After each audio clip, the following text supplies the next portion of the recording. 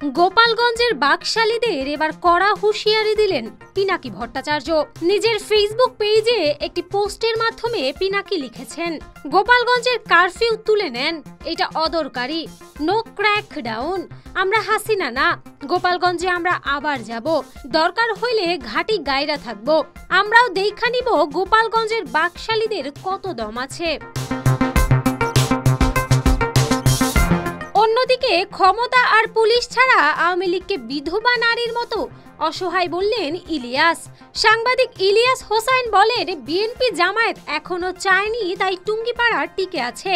ইলিয়াস তার পেজে লিখেছেন, আওয়ামী লীগের বেশিরভাগ নেতা শুধু পলাতক নয়, কোন দেশে পলাতক সেটাও জানাতে ভয় পায় তারা।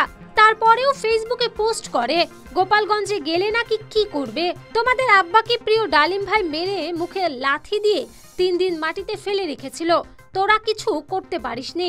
ডালিম ভাইয়ের উত্তরসূরি হিসেবে আমরা তোদের আব্বার দখল করা 32 নম্বর গুড়িয়ে দিয়েছি, কিছু করতে পারিসনি। এখনো রিকশাওয়ালা মামারা তোদের আব্বার বাড়িতে হিসু করে, টুঙ্গিপাড়ায় গিয়ে হিসু করে আসলেও কিছুই করতে পারবে না। ক্ষমতা আর পুলিশ ছাড়া তোমরা বিধবা নারীর মতো অসহায়, ভাব নিও না। বিএনপি জামায়াত এখনো চায়নি, তাই টুঙ্গিপাড়া টিকে আছে।